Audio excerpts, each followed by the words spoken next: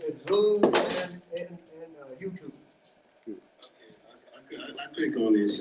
All right. Introduce yourself to the brothers here. Introduce yourself to the brothers. Let them know where you're from.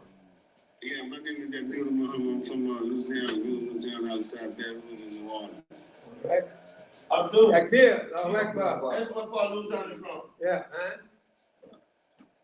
What part of the boot you at?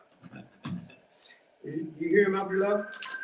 I can't hear what he's saying, brother. What part of the boot you at? We want to know what part of Louisiana you're from. I'm on the outside of Baton Rouge and Lafayette. Oh, you got south. I thought you was northern, boy. All right. Yeah. Something like that. Oh, okay, yeah, I think he kicked it on. You maybe kicked it on? Yeah. Okay. I'm gonna mention or something. Yeah, he's on Talk with us live on Facebook. Okay. All right. Well, all right, Muslim brothers, we can. I probably wouldn't even recognize you. You was a youngster last time. Ain't no more young. Yeah, brother. Ain't no more young. Good to see you, man. Yes, sir, bro. That's all. You know, talking about forward.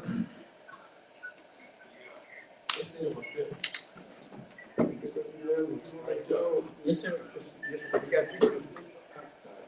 I think you get advertising.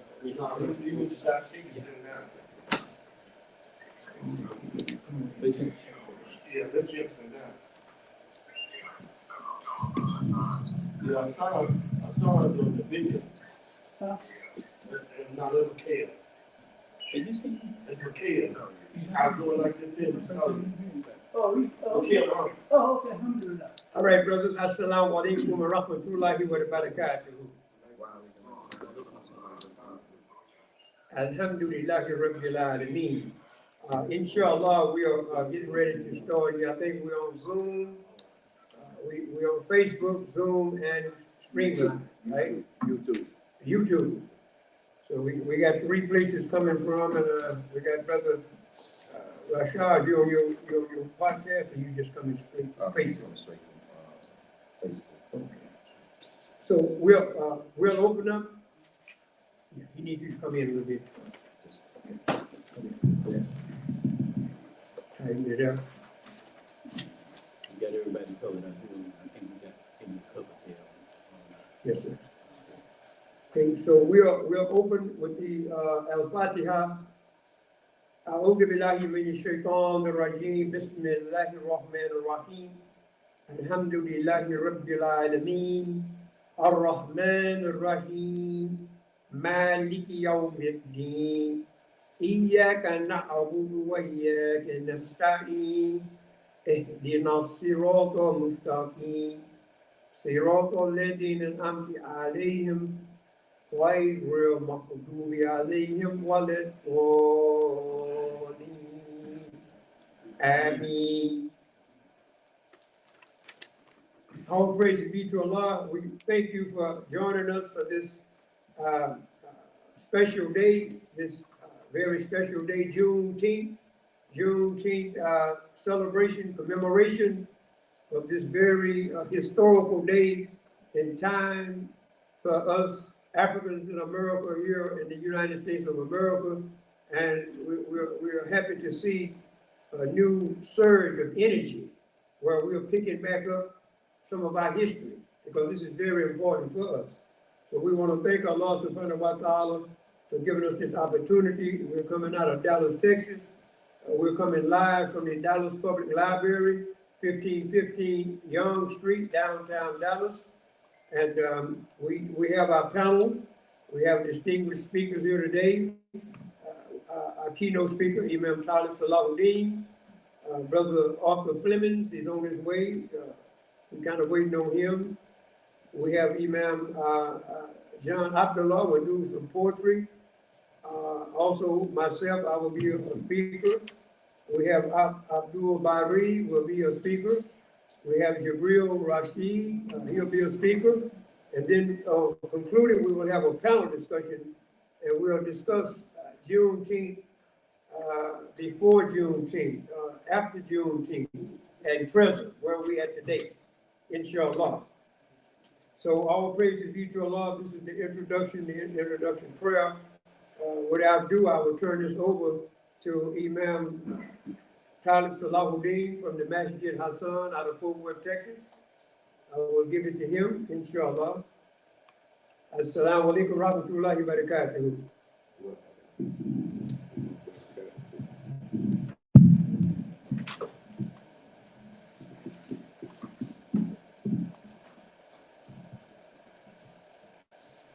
Assalamu alaikum. That is, peace be unto you, peace be upon you, and that God obligates us to keep and protect the peace. I'm very pleased to be here today, although we have a sparse crowd, to present and speak on this very important subject and address this really important idea and this time for America, and particularly for us African Americans.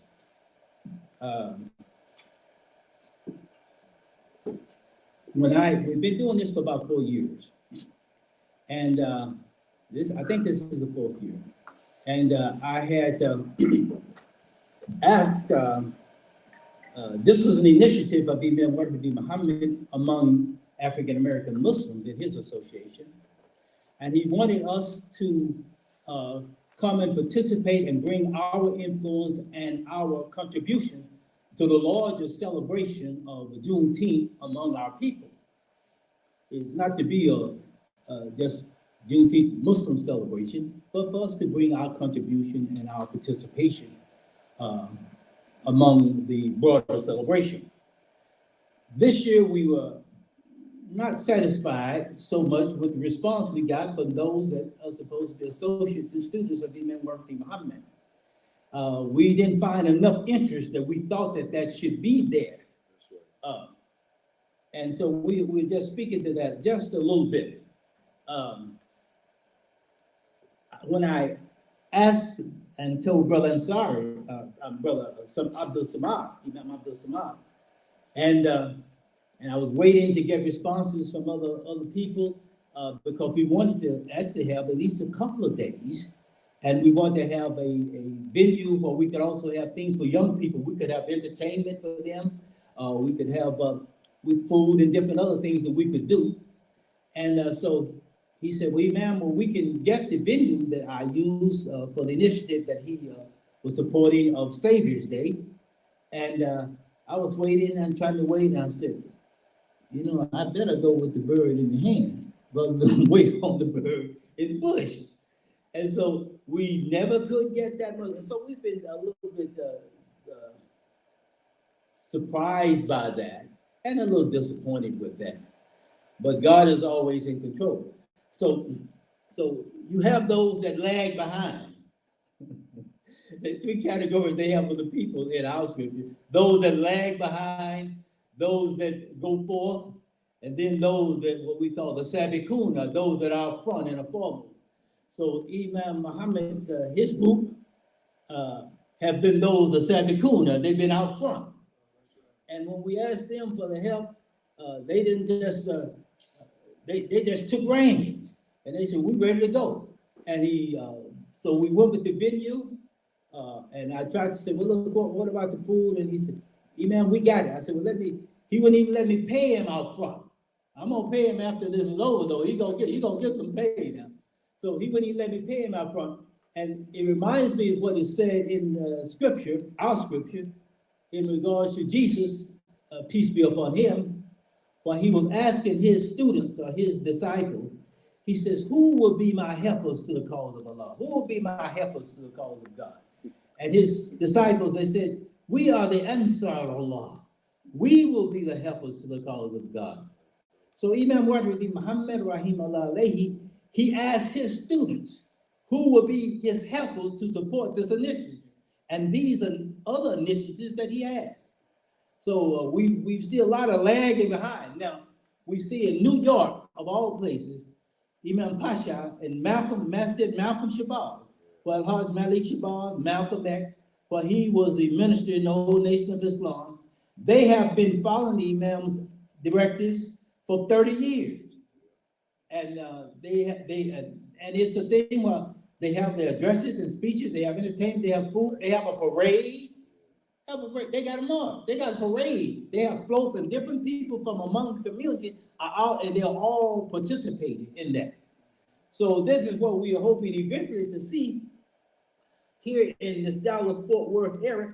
But why should not, of all places, Texas not be foremost in the celebration of Juneteenth?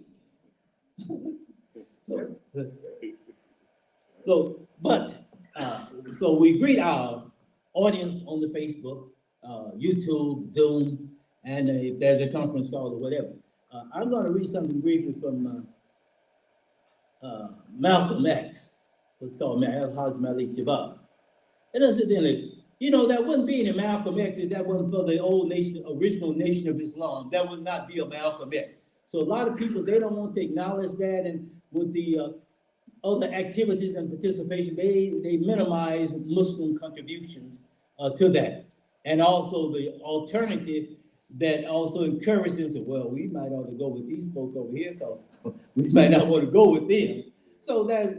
But anyway, this is from a brief excerpt from his Battle of the Bullet speech in 1964. And he says, Mr. Moderator, Brother Lomax, brothers and sisters, friends and enemies.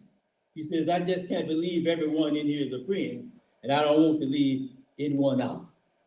So the question comes up is, he said, but as I see it, the question tonight, as I understand it, is the Negro revolt. This is language of that time. The Negro revolt, and where do we go from here, or what's next?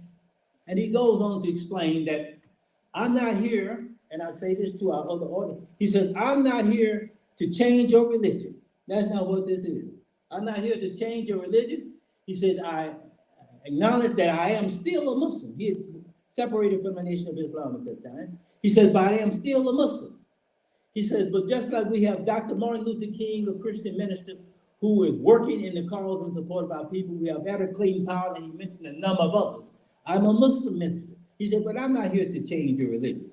And what is often realized is that we have to learn how to cooperate together and support each other and keep our eye on the prize and keep our eye on the goals and work so that we can reconcile our different strategies and cooperate wherever and whenever it's possible.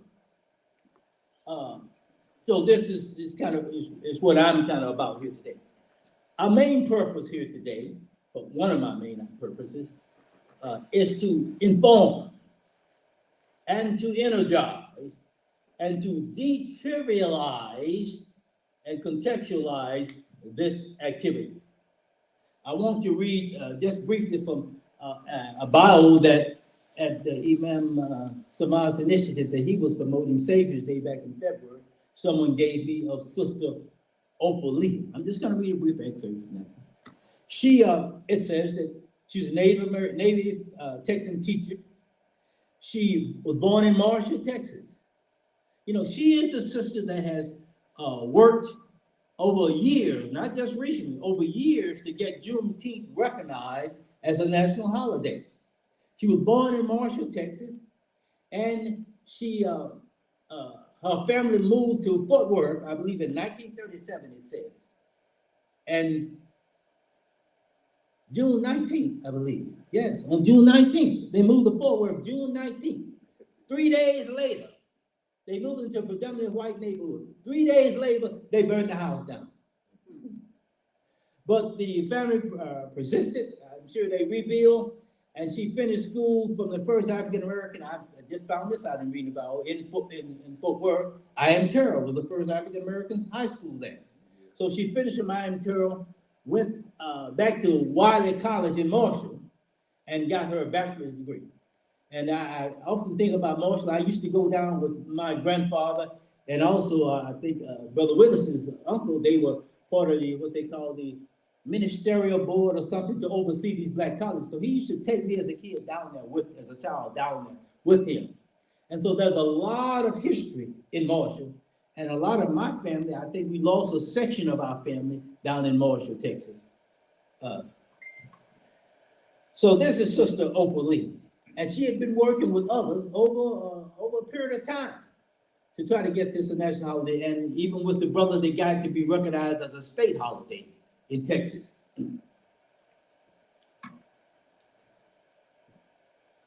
So we want to try to bring some information to you, some that you probably already have, but some that we hope that will be helpful, and it might refresh your memory.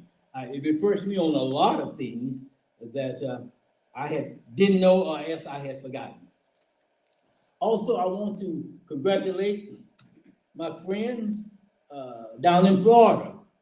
Imam Yahya Abdullah and Dr. Nasser, they may be now. They're having JuneTeenth celebration today, Saturday, and Sunday in Miami. And so we want to congratulate them and all of those that are around the Metroplex and in Texas and around the country that are celebrating this historic day.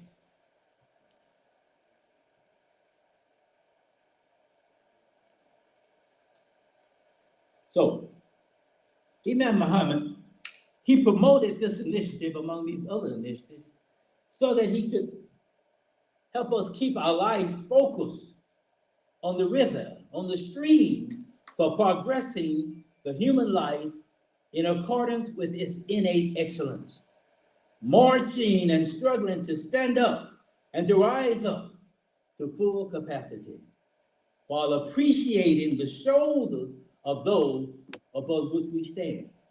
So here we are trying to raise and elevate the consciousness of our people on this most important day. There's a segment in our scripture, say in the Quran, that says they found that there was a man that had been killed. And he said, you killed the man. And he said, want to bring him back to life. Say, what do we do? Say, take a piece of the cow and strike him with a piece of the cow. Now I know others that are not in our association and others with this tafsir coming here may not understand. And so we're going to give brief comment, very briefly on that. So this cow is a paradigm for the social order in society, and there are very constituent elements that make up that cow. Among the four essential things that it stands upon, just like the four birds that's given with Abraham. And among those are culture, the education, business, and government. See? So we're trying to raise your consciousness by bringing your attention to some of these important elements in the culture, in the education, in the business, so that we can wake us up again, so that we will not abdicate our social responsibility, and we will be ready to get back in the march. And the march is only a symbol for advancing, for struggling, for progressing, for moving forward with our life. So we're trying to strike you with a piece of a cow. So what is this Juneteenth? Juneteenth, it is the oldest celebration of the emancipation of African Americans from chattel slavery. Chattel slavery. Now, I didn't say, like cattle, but this is chattel slavery. With chattel slavery means you're owned as a product. You're owned as a commodity. See, that's chattel slavery. You lose all of your humanity and it's submitted to the idea that you're just a good. You're just a good. So you can be traded, you can be rented, you can be sold or whatever. We had hundreds of years of this. So Juneteenth is a celebration of the emancipation from that.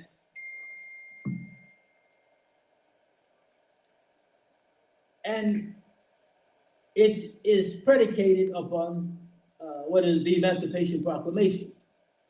This proclamation that was delivered by the President Abraham Lincoln on January the 1st, 1863, and that was before then a preliminary Emancipation Proclamation that came about before then. So he made this proclamation and I'll read something from it there a little bit later. But it was just a proclamation, and it really only addressed the freeing of those slaves that were in those states that were in rebellion. It didn't affect the border states, nor did it affect those areas of the Confederacy that were at that time controlled by the Union. It didn't free them. It didn't free the slaves that might have been slaves up in the north. It didn't free them. It was a proclamation, but it was only dedicated to be successful and fulfilled when the areas were liberated.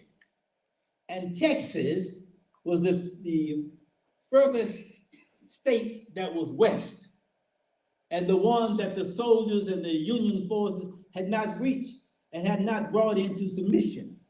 So it was 2.5 years before we got the message in Texas. So, you know, we seem a lot of times to be slow about a lot of things and be among those that lag behind. So some say that the messengers were killed. Some say that there was deliberation to hold up so that they could get more crops in for 2.5 years.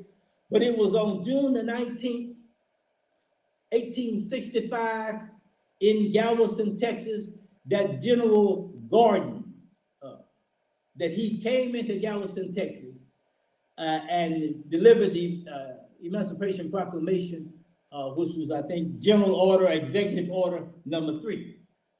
And we will read a little bit of that in just a moment. We're trying to, I probably won't be able to get to all of these things that I have here with these notes, but we're just trying to touch upon the salient points. But there are a lot of our young people, older people too, seems not to even be aware of JuneTeenth and its importance. Not to be even aware of what it is, and certainly not interested. So we're just going to address just a little bit of that.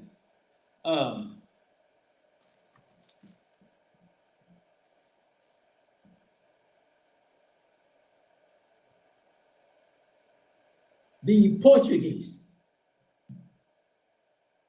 Arabs, and Africans of the Islamic tradition, they, in the expansion of the religion, and the prophet didn't tell them necessarily to go in all those areas, and they went through different areas in Africa, going up through there, and they went, and a lot of them, they took over the lands and other things of the people there. That was not necessarily the methodology of what was told in terms of transmitting religion, but nevertheless, that happened. So, in North Africa, what is now Tunisia, Morocco, and many of those areas, those indigenous Africans were in those areas. But with the Islamic movement up through those areas, the population became mixed, and a lot of the Africans, they were displaced. But out of North Africa, a contingent went into Spain in 711. And some say this is why they have the statement, "Oh, thank heaven for 711. I don't know, I think it might have been Count Julian that had invited, because they were having political difficulties there, he had invited Tariq to come in. And you know, North Africa and Spain, they say, is a stone's throw apart. And so in crossing through that strait, now what they call the Strait of Gibraltar. And there's a mountain and a hill there. And that hill, when they were coming in, that hill was named after that general. And it was called the Mountain of Tariq. Gebel, the mountain, Jebel Tariq. So it was named, and so it was eventually co-opted or adapted in the language from Jebel Tariq to Gibraltar. So now we have the Strait of Gibraltar, or the Rock of Gibraltar. So Tariq came into there in 711, and they made explorations throughout the country and eventually settled there. That was the first incursion of Muslims into the Iberian Peninsula, into what is now Spain. And subsequently, other migrations took place there. And I know, again, we have the Almoravids and Almohadis out of Africa. uses, they came in and they formed dynasties. A lot of this, even in Islamic history, they don't even tell us this. So it was a large contingent of Africans in Spain, and that's why a lot of times it's called Moorish Spain. So they were there for at least 700 to 800 years. And it is because of that incursion that brought about the Enlightenment in Europe and brought about the Renaissance or the rebirth of Europe that had fallen in the Dark Ages after the collapse of the Roman Empire. And so Portugal benefited right next door to Spain from that Enlightenment. And down, I think, I can't think of the name of the place, maybe Palermo or some other place there, there actually was a navigation school that was set up that subsequently, what they call Prince Henry the Navigator, he set up a school, but the Muslims were already there teaching navigation, science, and exploring. And so Portugal, with Prince Henry, after they began exploring, you begin to see them on that coast of Africa. They begin to come down to make a one little stop in, they go back up, then they come down, they go a little further. Then they come down, they go a little further. So eventually, the Europeans, they go around what they call the Cape of Good Hope. But the Muslims had already circumnavigated the globe. But this is not taught in history. And if you would teach this in history, and they would call this, especially if you bring up African presence, they call this critical race theory. So Portugal, with that experience, early on, then they began to raid the African coast. In 1444, they began to explore and do raids among the African coast there. 1444, even earlier, some suggest 1430. In 1761, Portugal, they banned forbade these raids and the extraction of slaves into European Portugal. But nevertheless, it continued into those other African colonies and also into Brazil. In, I believe it was 1494, it was, I can't think of the Pope's name, I have it down here. I can't think of the Pope's name right now, I probably will get to it in just a minute or so. This Pope, as the Spain and Portugal begin to explore what they call the New World, new to them, but the Muslims have been here. Even we find now that Romans have been here, and they have found up even in Illinois. There's a book called The Treasure of King Juba, and they found these artifacts of Africans, West Africans, up in Illinois, along with the Romans and along with Phoenicians, and there are some other folk that are there. And these were found even before, I believe, the time of Christ. So this book is called The Lost Treasures of King Juba. You might check that out. But at any rate, the Pope in 1494, when these Europeans began to explore what they call the New World, he divided the world. He says, okay, Portugal can have this half of the New World. Spain can have this new half. He divided the world in half. This kind of area. He passed what they call a papal bull. You know, it's like we might would call that a edit or something like that. I forget what I can't think of the name right now. But I like the name bull because for me that's exactly what it was. It was a bull. It was bull. When he's in his arrogance and their hubris can divide the world,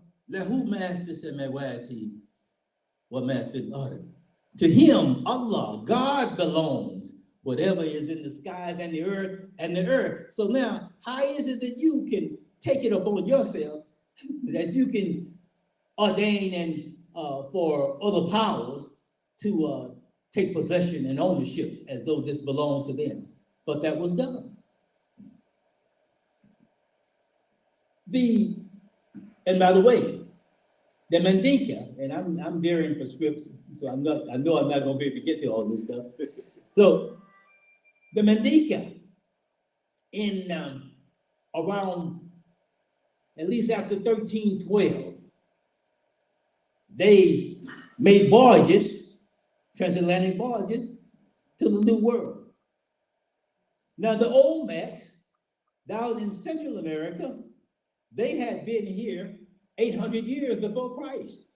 And they used to have these big statues out in heads out in, used to be the airport there, Love Field, when that was on the airport.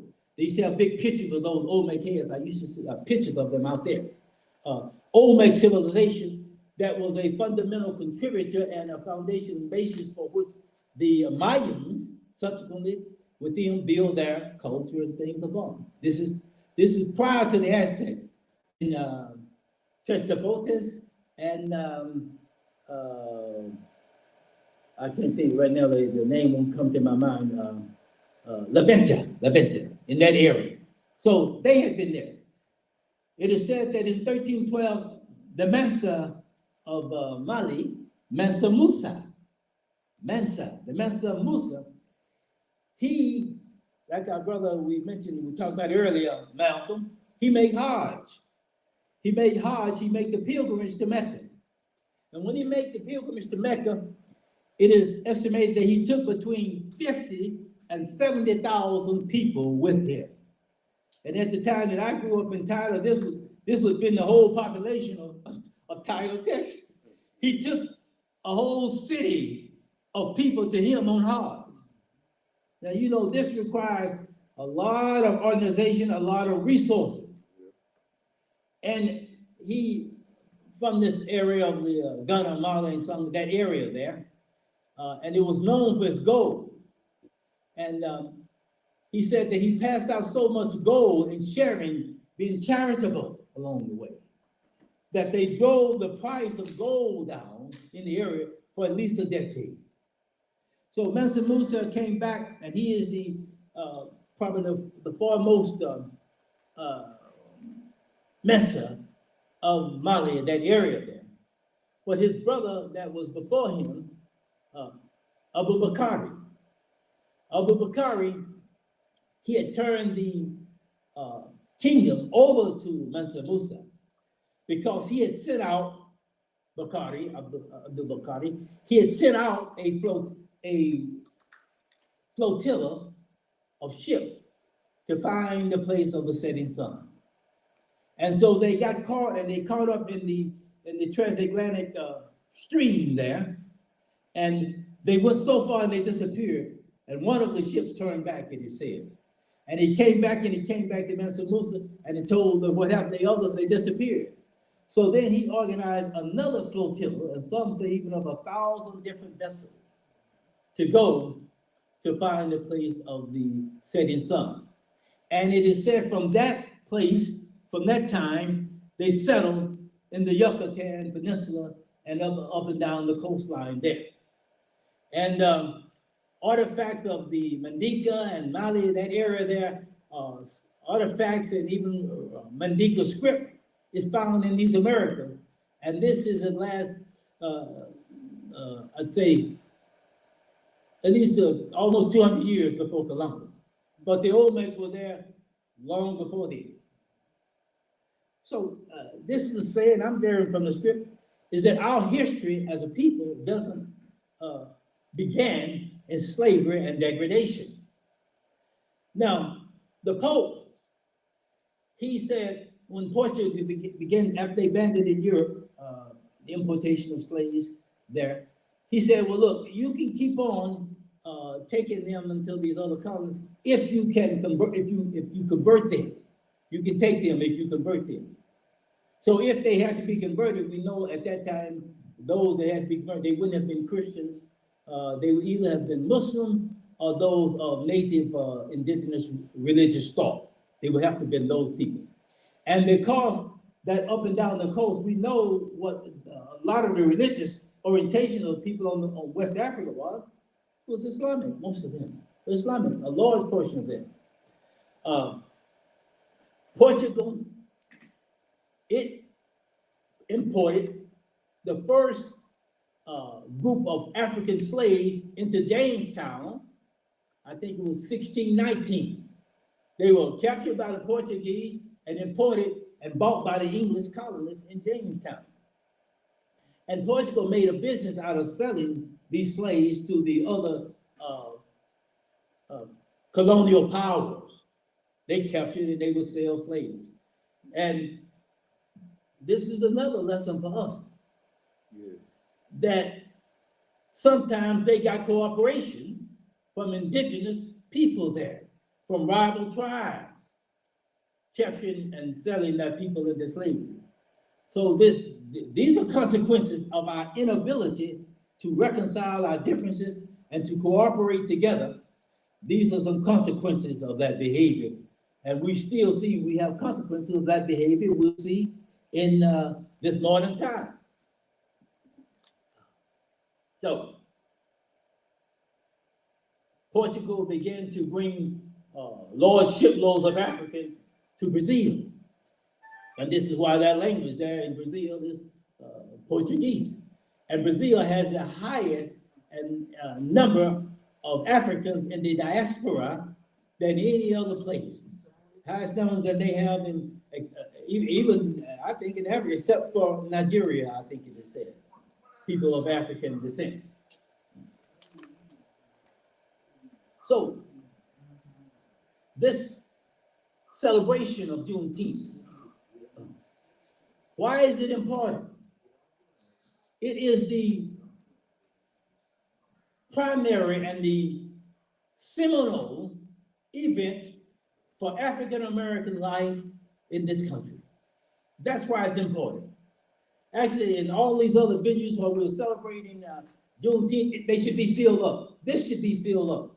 The internet, Facebook, and YouTube should be jammed. We should crash it. It's a seminal event in our life. There would be no significant number of African American businesses, enterprises, Black enterprise. There would be no Shaquille O'Neal, no BET or VH1 that I think Tyler Perry just bought.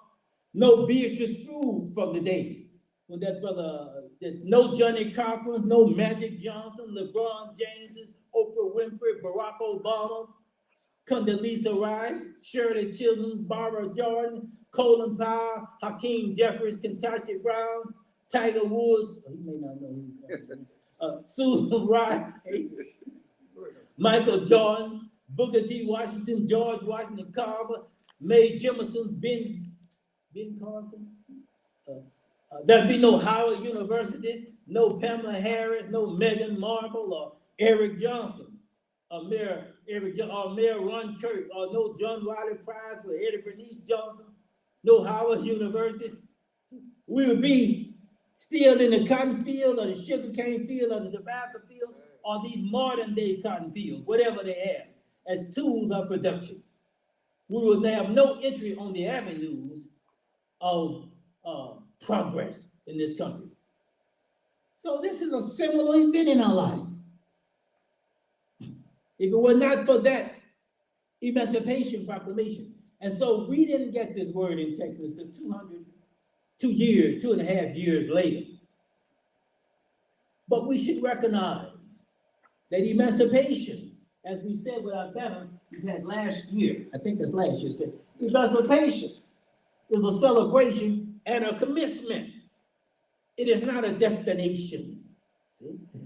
We still have to move forward. We still have to march forward. We still have to go up the mountain. We are not at the destiny that God wants for us or for all people. We are not there. That's right. We have to keep moving forward. The march and the transportation of ourselves to divine destiny that God wants for all people. The march to freedom, justice, and equality while advancing the human excellence. To march is to move along steadily with a rhythmic stride in step with others. We're not just going by ourselves. We want to be in step and in harmony with others. We're all moving in this array. And our scripture says God he loves those who array themselves. So that we can proceed and we can advance. So we know that our beginning here, they marched us to the coast in chains and shackles on our neck and our feet. The enslavers marched slave coffles, that is just groups of slave shackled at the neck and at the feet. They marched them from the interior, whatever parts they went in the interior, to the coast. And I told my wife today, she thought, he was telling me, she said, I wasn't wearing a suit. So she thought, she said, you should kind of carry it, not so formal.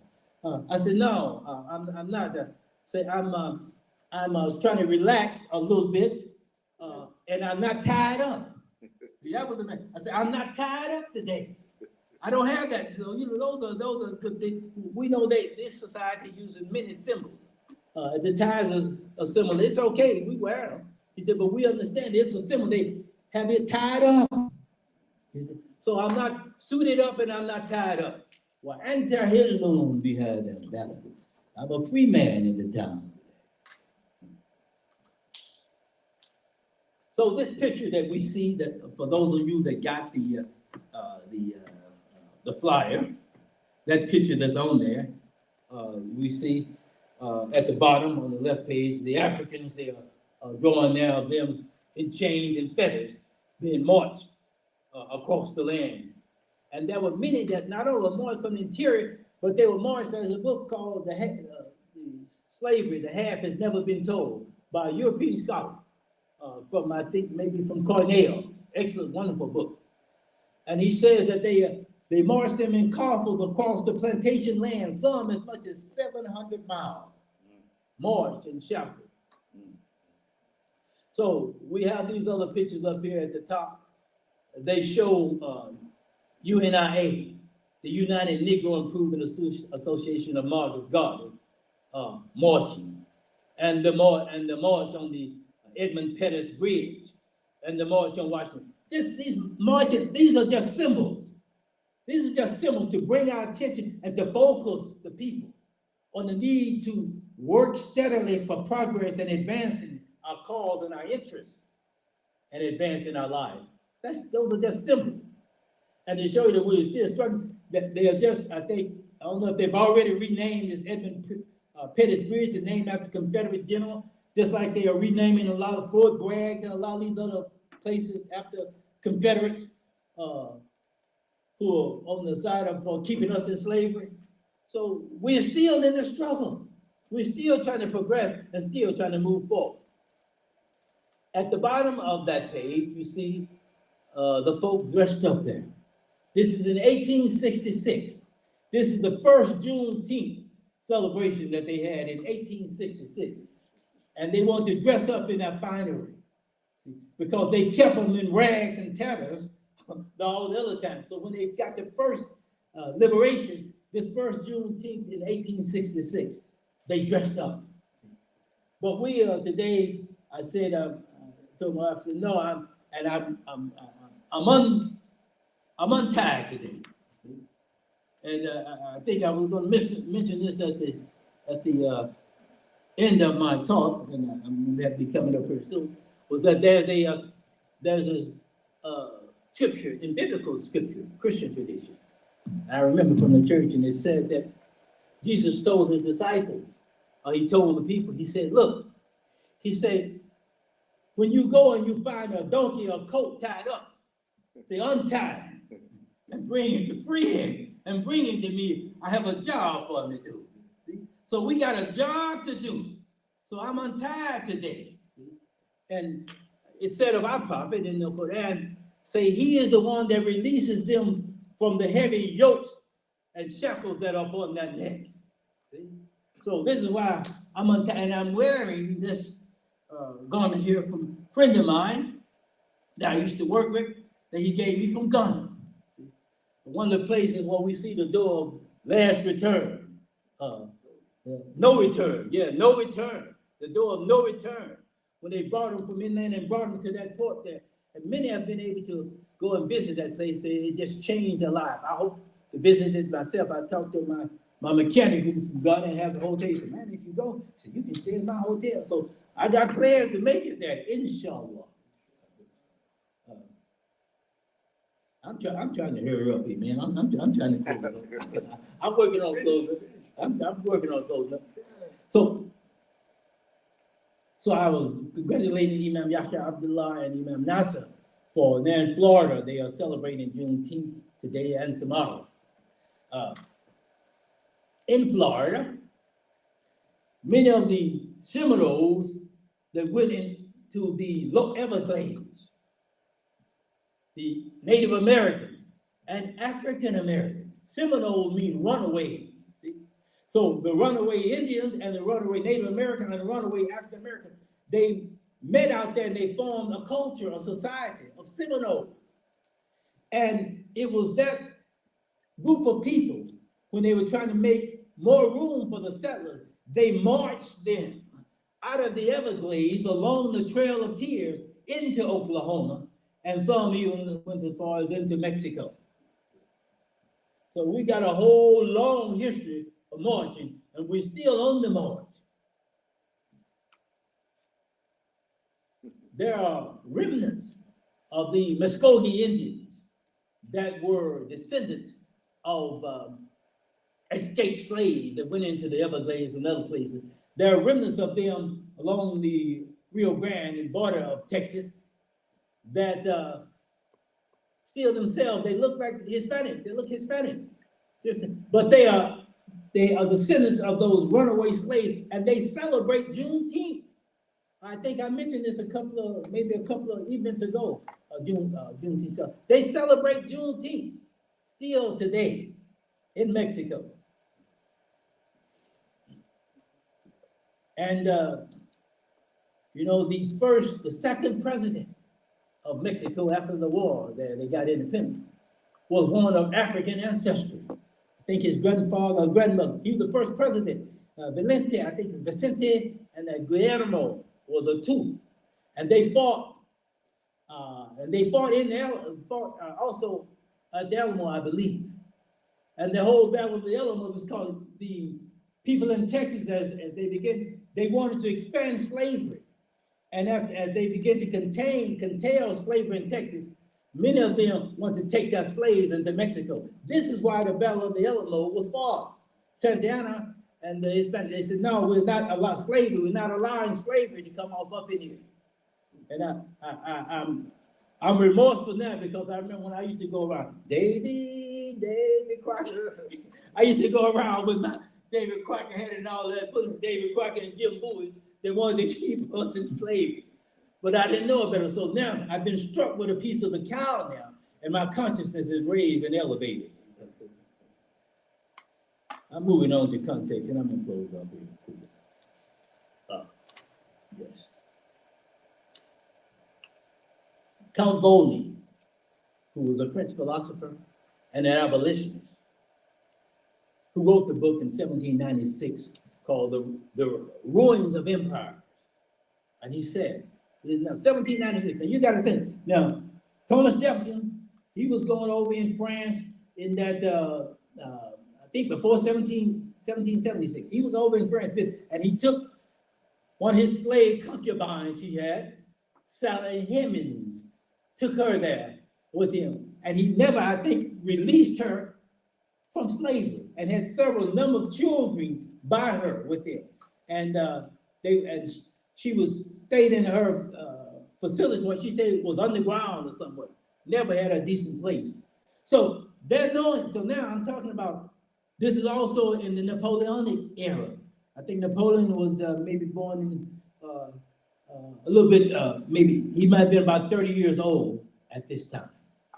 So this is that time period. He said in this book, Ruins of Empire, The Ruins of Empires. He said, there are people now forgotten, discovered while others were yet barbarians, the elements of the arts and sciences, a race of men now rejected from society for their sable skin. Sable means black, in case you don't know that. From their sable skin and frizzled hair, founded on the study of the laws of nature, those civil and religious systems which still govern the universe. So this knowledge was there among them. They knew, but they found ways to rationalize this enslavement of another people. Thomas Paine, became an important figure in the American Revolution, and he wrote the pamphlet, I think it's about 49 pages, called Common Sense. He wrote on African slavery in America. And he said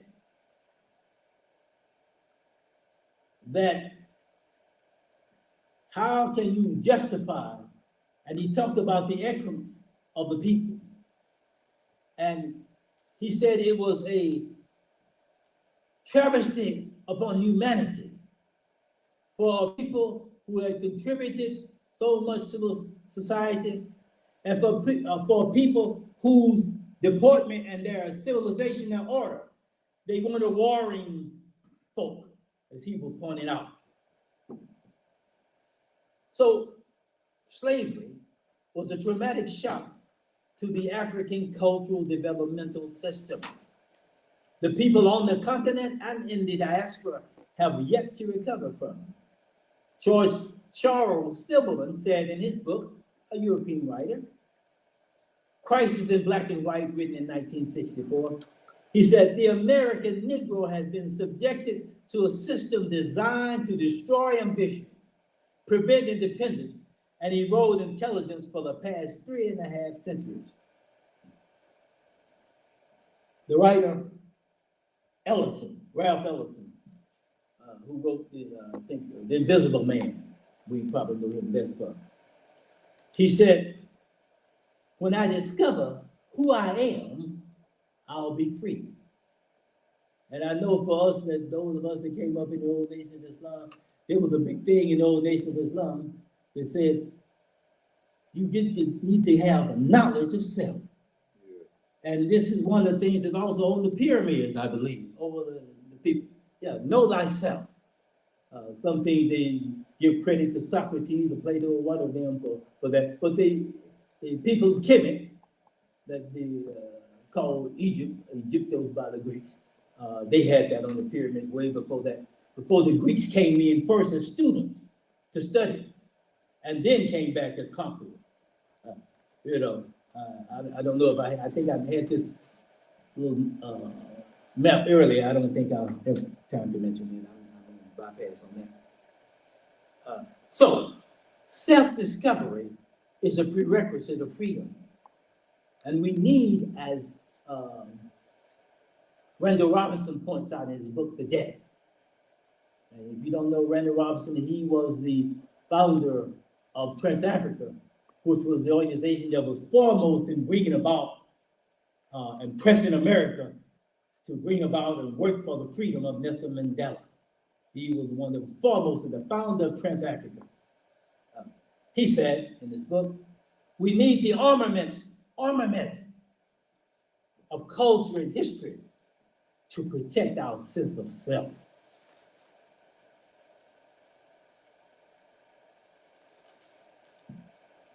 The enslavers,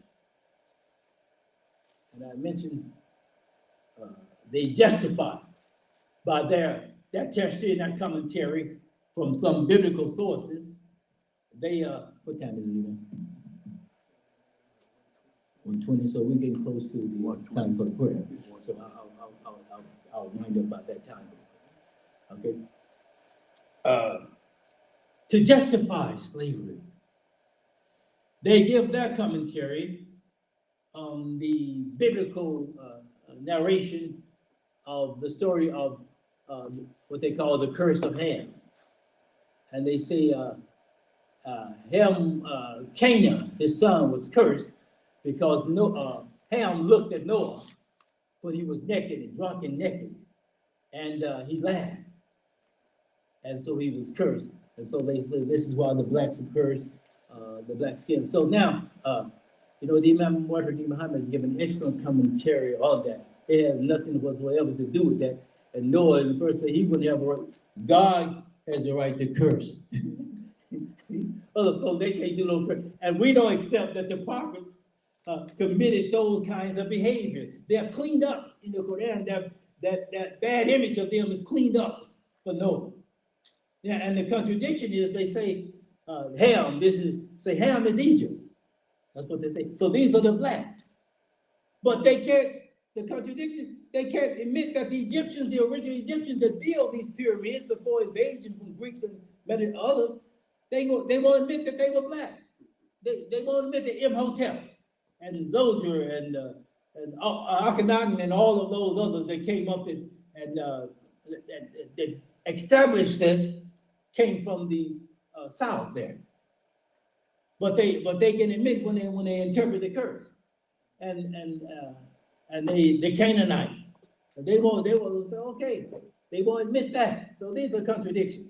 And they also rely upon the German philosopher Hegel. In 1831, there were millions of Africans that had been bought as slaves. And Hegel's philosophical thought was used to rationalize slavery. And he said, Hegel, the Negro exhibits the natural man in his completely wild and untamed state. And those of us, that have taken philosophy, but they've had us, they talk about Hegel and they have us study Hegel's works and all of this kind of stuff. And many of these people that they put up as philosophers and other scholars were racist and degenerate, undeveloped, and to full capacity of human excellence. He says the Negro exhibits the natural man in his completely wild and untamed state. We must lay aside all thoughts of reverence and morality, all that we call feeling, if we could rightly comprehend him. There's nothing harmonious with humanity be found in his type of character. Africa is no historical part of the world. It has no movement or development to show. Africans would henceforth be seen as without worth or history. Darkness, opaque, impenetrable darkness, Africa's past before the slave trade, quite literally. It's past before the slave trade. It disappeared. All of this excellent. And not knowing, as I move to close here, that they have determined, even the science, that all the humanoid development and movement began in this Rift Valley of East Africa, around Ethiopia, and then they moved out in different times, and they talk about 200,000 years, and I think we showed this before. They moved out at different times and moved to different societies, different climates, and made climatic adaptations. Their hair texture changed, their color, their skin color changed, their eye color changed. And God tells us in the Quran that I have given you your skin color and your eyes. I've given you these through these environmental things. This is what we're doing. So the science is now confirming that. And so now we know that Africans later it seems that they formed the first dynasty of China, the Wayne dynasty. And we find them on every place you go. You'll find them in Vietnam, you'll find them in the Fiji, you'll find them in all of these island places, you'll find them before these different invasions. So there's not a place that you can go. And so we can all trace our ancestors to these bush-type people from the mother continent. So how can there be any kind of superiority when we all come from one source? We didn't have a human develop over here, and humans develop over there, and develop here. So we're going to conclude, and I'm skipping here to this, I think this last page here, to say that we are still in circumstances and in a mold that requires us to continue to struggle and to press forward as an ethnic group to reestablish and reconstitute our position in the world of human excellence. To struggle is to contend with the external and internal forces that thwart that development. As we work to integrate and merge into the broader U.S. society, we cannot neglect or fail to carry our ethnic concerns and interests forward. We are a new people, but that does not mean or imply that we are disconnected from the impacts on the mother continent or the group perception of the people from that continent. We are as a new plant in the garden of African cultural development. We have been formed and shaped by the new circumstances and influences that have shaped our development. And we must cultivate the excellence and weed out the low and despicable. We must study what has happened to us as a people, consequences and effects, and the psychological impact. To normalize the spirit and behavior of African Americans, we have to have the courage to follow leaders that address the whole need in the life of a people. And we have to have a group model of achievement. And we have to understand the self-destructive habits in our own psychological makeup that are slavery-induced. And work for the reconciling of differences and strategies. And we're not to allow ourselves to be co-opted by homosexual, transgender, LGBT issues to infiltrate our quest and insert themselves as a on our boards for ethnic pride, not gay pride. So I conclude that, and I hope that we all get a chance to support and look forward to opening of the museum. And this is another reason why it's so important. For it's about 6 blocks from the Masjid in Fort Worth, on the south side. It's about 6 blocks from the Masjid in Fort Worth. To be a $70 million structure, and I forget how many square feet. And so that area there, where the brother that helped establish that area, established the first black bank that was there, and the bank and financial things that we did, these are all part of the march. This is part of that march. We're not just talking about marching with feet. We're marching with our financial interests. All of these things that go to advance our life. But anyway, so they are we hope to revitalize that area. And he did so much in buying up that land in that area, and that other banks would lend to the black folk. And then those very banks, when the Depression came in 1929, they had to come, the white bank, they came in to borrow money to keep themselves afloat. And they wouldn't lend money to the black folks. So that area there now, our Hispanic brothers and sisters have pretty much taken over the area. And they're gonna have a business incubator and some other things. And you can bet that they're gonna take advantage of it, but it is, will we take advantage of it? So I thank you for this time, and I hope that says something has been beneficial to us that we can all benefit from.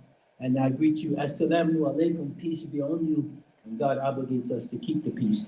Walaikum salam. Takbir. Takbir. Takbir. We're gonna break for the prayer. We're gonna have a noon prayer for the Zuhr, and then Brother Fleming will be up. He'll come on after we make prayer. And we're gonna have a panel discussion, email, so you can go further and. Maybe I'm heading planning to be on the panel. If that's a plan, well, we need some filler in time. That's our bill. We're gonna have, I know Mr. Gray's gonna be in the panel, and he's a talker. Okay. I'm gonna introduce him to the panel, so. Yeah, so if it's okay with you, for those of you that's on the Zoom, on Facebook, YouTube, StreamYard, we'll give us time to make prayer. We're gonna make our prayer, and we'll be back in maybe 10 minutes. Inshallah. Assalamu alaikum.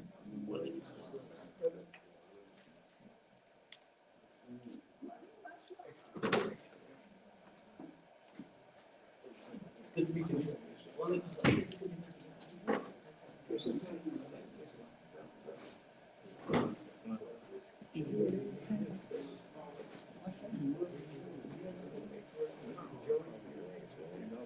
I was excited about what I'm saying. Yeah. You taking notes? Oh, yeah. Oh, He yeah. trying to inflate my ego. Oh, that brother took notes on me. We still got a live mic on, right? You still live. We have a weapon? Do we have a weapon?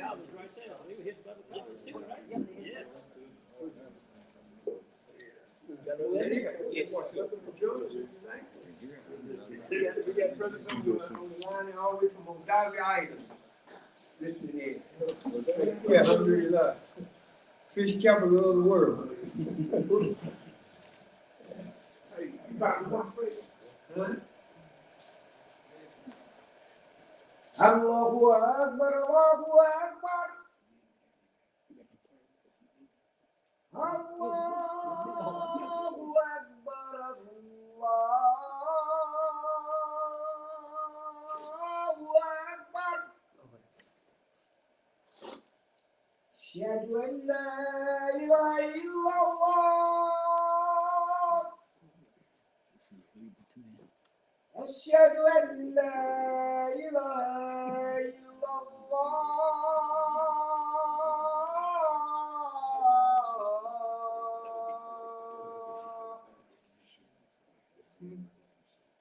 أشهد أن محمدا رسول الله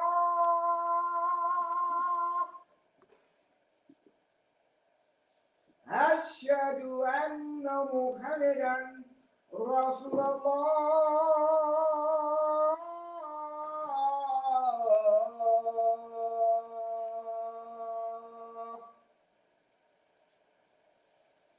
حي على الصلاة حي على الصلاة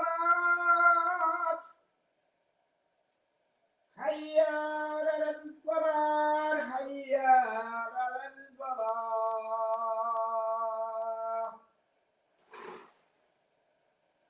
الله أكبر الله أكبر لا إله إلا الله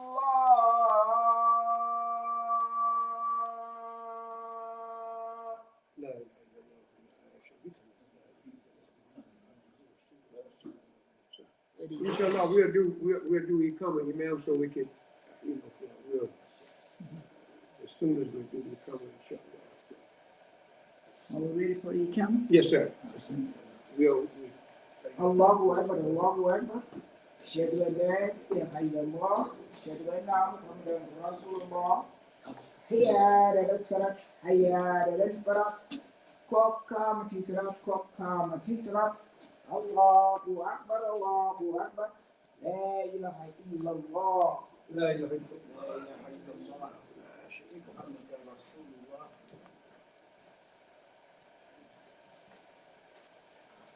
صلاة الظهر 4 ركعة وركعة لله تعالى استكعبه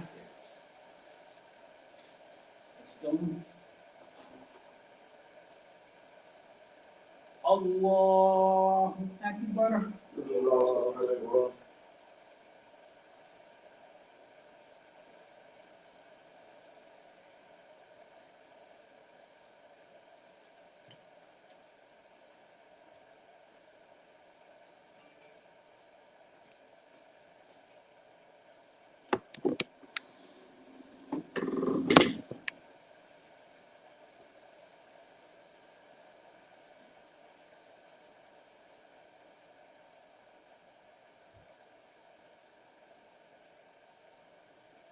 الله أكبر الله أكبر سمع الله لمن حمده الله أكبر الله أكبر الله أكبر الله أكبر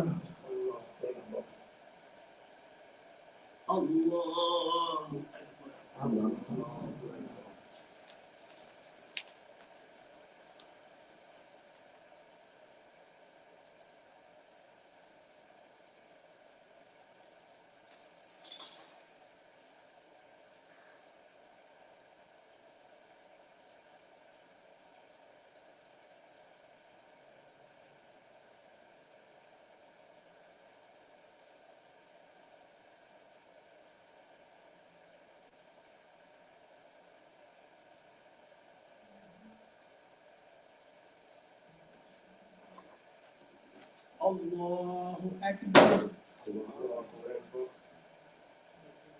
سمع الله لمن حمده الله أكبر الله أكبر الله أكبر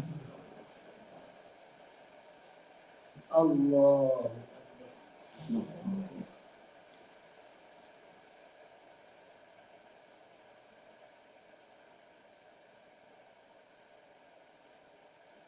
الله أكبر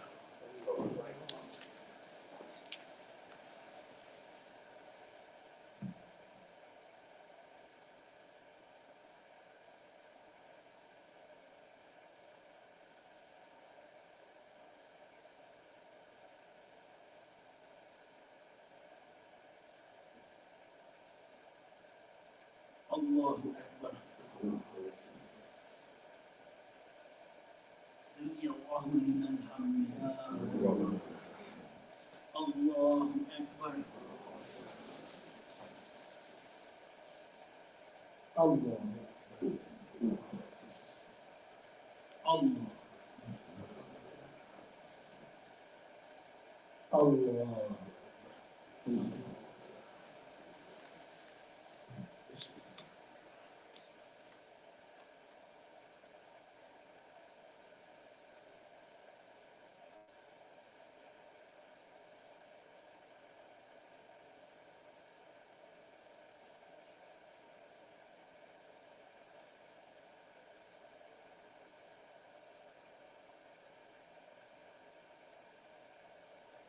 Allahu Akbar. Sami Allahu liman hamidah. Allahu Akbar. Allah. Allah. Allah.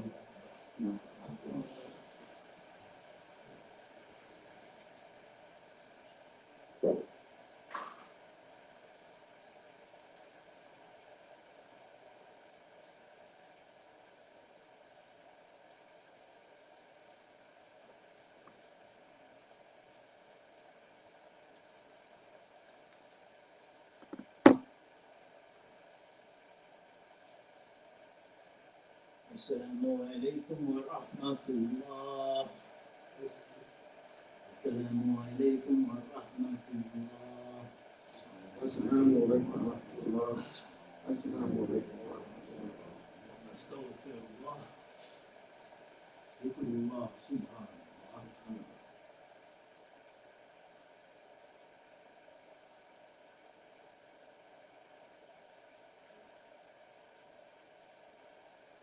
Alhamdulillah.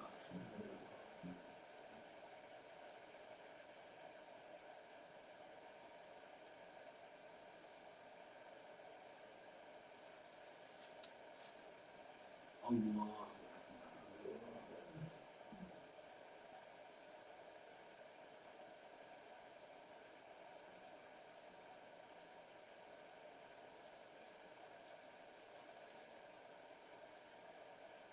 Allah.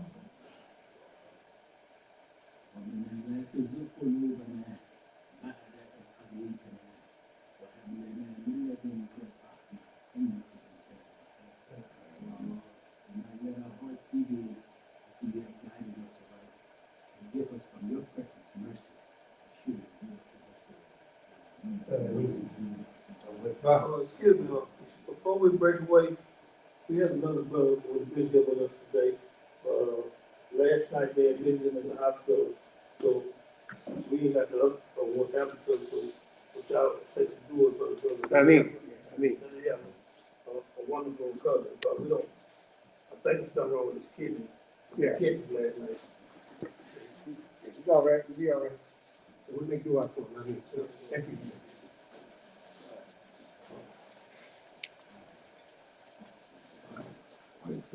Assalamu alaikum. Alhamdulillah, we're gonna try to get back on schedule. The brother Fleming's come back. If not, he's next in line to speak. If not, with Brother Lenny. Oh, okay, yeah, there he is there. So. Assalamu alaikum warahmatullahi wabarakatuh. Alhamdulillah, we thank Allah for the salat. I remember the movie La Amistad, and those brothers was on that ship, and they had hijacked the ship out on high sea, and they were able to make the prayer. It was the Christians and the Muslims all praying together. Yeah, Allahu Akbar. The Muslim wives were leading the prayer, making the rak'ah, and our Christian brothers were sitting right behind. So that's the blessing and beauty of faith in God in the last day. So our next speaker will be our brother Fleming. I don't have his bio or nothing, but I'm gonna let him introduce himself. And brother, you can come right here. get your paperwork and put it right in here. Huh? Oh, okay, I can move on. Oh, okay.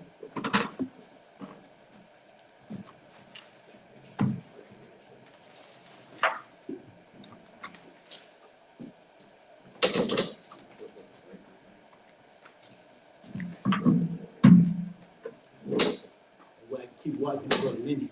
Yes, sir, all right.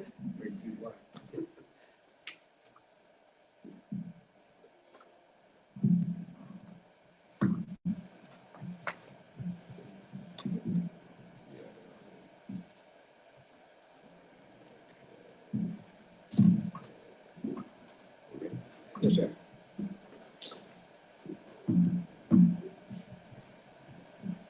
Assalamu alaikum. First of all, I'd like to thank you all for inviting me here. My name is Arthur Fleming. First of all, I'll tell you a little bit about myself. I'm from Alma, Texas, a little town called Ennis. I don't know if any of y'all know where it is. It's about 30 miles south here. I was raised on a sharecropper farm, so I know all about JuneTeenth. Yeah. Matter of fact, you know, the only thing, I knew about Christmas and JuneTeenth, you know, 4th of July and Thanksgiving, you know, wasn't much celebration around those 2 days, but JuneTeenth. We always knew what that was. That's when family got together and we, you know, joined each other and got to see all the other kids out, you know, run around the country, so it was a great time. Now, a little bit more about myself. I'm a Vietnam veteran. I was in the Air Force for like 4 years, from 71 to 75. I was an aircraft mechanic. When I went in, I didn't know that they just started letting blacks be aircraft mechanics again. They hadn't did that since Tuskegee. So anyway, so I got a chance to do that and experience the racism in the military. So after I left the military, I went to college, which is why I went to the military, so I could get some college paid for. So after I went to college, I went to Texas A&M Commerce, ETSU then, and you know, graduated with a degree. So when I got out, well, while I was down there, I had to decide, because after being in the military experience on racism, I said, now what organization can I join that, you know, that will fight, you know, racism? So I looked at the Muslims, looked at the Black Panthers, I looked at all those groups. But I decided the NAACP fitted me as far as what, you know, the type of work I want to do. So I've been doing NAACP work since 1980. So I'm also a past president of the organization here in Dallas. And so, but I'm here today because I was invited by Brother Samad to talk about the political, our Black political African-American class and what they should be doing right about now. But before I get to that, let me say a little bit about where I think we are in the diaspora. In 1865, the quote, Civil War ended, 19th of June. But did it really end? No, it didn't. It just evolved into different states. We did good up until Johnson, when the President Johnson showed up, and then they sold us out, right? Klan showed up, then rolled on forward. We got to 20s. We had the stay woke moment, and then they came in with the red lines, and so they shut us down, right? Roll it forward to World War II. That's where we made our biggest gains. That's when the brothers went and did Tuskegee thing, and they all made us proud. And so because of that, we were able to advance a little bit further. Then we got the Brown v. Board of Education. Okay, so that was another milestone. Although the schools weren't integrated, you know, the court said they should be. And we can talk about that later, you know, how that turned out. But anyway, so after we left Brown v. Board, we went to, we got the Civil Rights Movement, Act passed, and so forth and so on. Now, right after we got the Civil Rights Act passed, but as usual, every time we make a advance, we get advanced against. So this time, we were advanced against by the Reagan administration. I remember it well. If I got graduated from college during that time. What Reagan did, first of all, when he kicked off his campaign, he went to Philadelphia, Mississippi, where those civil rights workers were killed, right? Okay, he did that, but he kicked his campaign off there.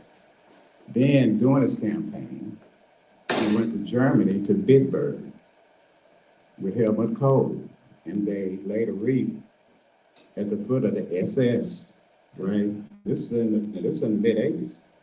So they started pushing back on, I started back then. You had the Bakke case, where you had white folks hollering reverse discrimination.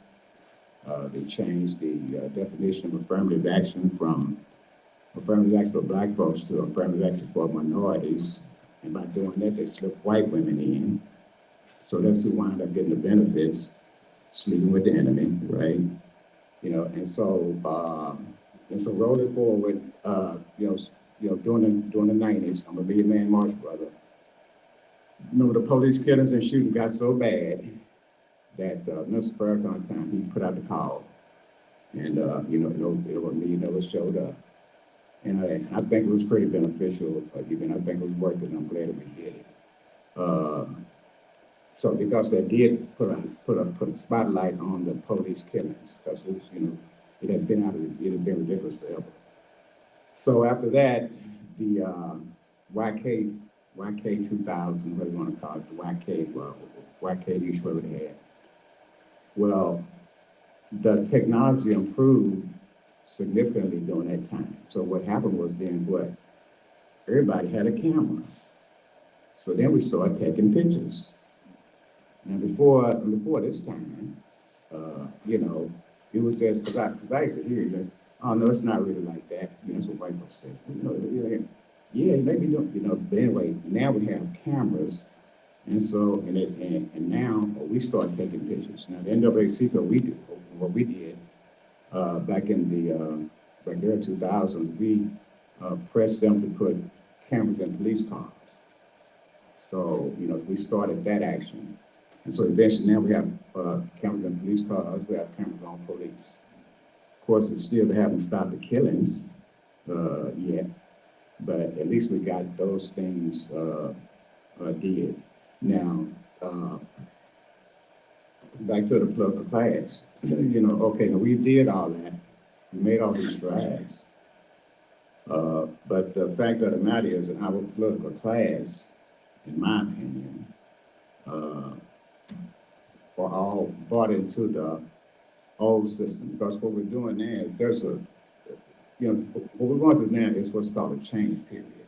Okay, change is messy, change is ugly, and stuff is looking crazy, but there's a method to the madness, right?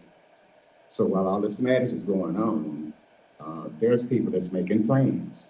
Because see, what happens with movements are, once they're over, things will lock down for the next 50 years. So whatever lockdown has this time, that's what it's going to be. So that's why it's so important for us as African-American communities to put our personal issues aside and don't let the powers that be manipulate us into not attain our own power. Now, I'll be a perfect example of what's going on. Now, at the State House, just had their session, and so at the end of the session, they voted for the book ban, right? That's a big thing now. Voted for book banning. We had one African American voted against. He voted for book banning, right? But he voted for it because, he didn't like the gay rights part. And so here's what I'm telling people is this: look, here's a trick. Here's a trick they're doing to you. They're doing to us. They got this thing now they call woke, right? Which is our thing. They put everything, every issue, every hot button issue that they have, they put it in the woke bucket. And then what they want you to do is vote against the whole bucket. Okay, you may get that one thing that you voted against, but you voted against education for your kids. You vote against, safety in your community. You vote against all kinds of power that you could have collectively. And so, and the main thing I want folks to understand is that, look, power, now this is my definition, power is an entity or energy shared by all in its presence. It doesn't belong to any one person. And so what I'm saying is that for me to obtain power in this situation, don't mean that you're gonna be losing power, right? So we need to start thinking more about conscious power rather than material and physical power, because those are two different things.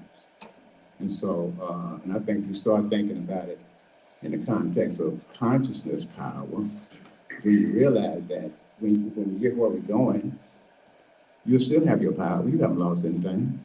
Matter of fact, you gain because you have what? Coalitions. Now, what I'm pushing right now is Freedom Rides 2.0. As y'all know, back in the 60s, we had the Freedom Rides, which were very effective, very radical and so forth at the time. And so what I'm suggesting now with the technology, with the knowledge that we have, that we, again, put in effect the Freedom Rides, where we go to rural areas, where we go to different parts of the state and in our cities and organize people around, empowerment. In other words, hooking them up with issues, hooking them up with, where to go get resources, bring them resources, right? Support them in obtaining resources. Bring all that to bear, create a meta space. I'm just saying meta space. Create a meta space where that our community can come and share information, right, with each other and formulate strategies where we can send information out. So when we're attacked with things like woke, then we should be able to shoot back fascism, right? If you're gonna put all my stuff in one basket, then we need to put all your stuff in one basket, right? Vigilantism, racism, sexism, your whole thing. Put that in a basket, and we need to, call them what they are, because we can't defeat a thing unless we call a thing a thing. And the thing is fascism. And so we have to call it that. Now, black leaders, now the white media, they finally start to call them fascists, but our black leaders and politicians, so far they haven't did that. Again, that's a political class thing, and so they need to, and what I'm pushing them to do is, look, these people not playing. They don't want your kids, they literally saying to you in your face, I don't care how your kids feel. I just want my kids to not feel bad. Well, when a man tell you that, now back where I come from, them, as they say, them fighting words. For somebody to tell you that about your kid to your face. And so that's where we are. And I'm saying that, our political class need to get some urgency about themselves as far as the type of taxes coming in. Because you're going to wait till everything's gone. If you're going to wait till come and take all your stuff before you say anything, hey, your stuff gone now. So what I'm pushing is, like I say, Freedom Rides 2.0. The strategy goes like this. Majority of black people, majority of black people are in the South. The Democratic Party is not going to organize black people in the South. They haven't did it yet. And why would they? Texas had more black people in the state of the union. The strategy is to, through 2.0, organize all organize our black vote, because we vote in a block. We're the only people that do that, 90+%. Organize that vote, make it bigger, blow it up, all the way through the South, attach our issues to it, develop it independent of the Democratic and Republican Party, independent of both of them, and then aim that power with our issues attached at the political parties. And the folks say, well, why don't you just start a black party? I said, we already have a black party. It's called a block vote. We block vote. We're the only folks that do that. Nobody else votes 90+% together. So as we go through this change we're talking about, the Democrats and the Republicans, both of them want to split up the black man and black woman vote. If you notice the last couple of political cycles, the Democrats, they quit saying black vote. They start saying black woman vote, right? And then what that did was they left a lane for like a P Diddy and all the rappers to move into. So they gave a lane to come in. So now they being, played, for those supreme capitalists or wannabe supreme capitalists, they do. Those are money guys. And so again, we have to be smarter than that. The Democrats, they want the women. Republicans, they want the brothers. They don't want all of them. If they just knock off 20%, 30% of the brothers, they good.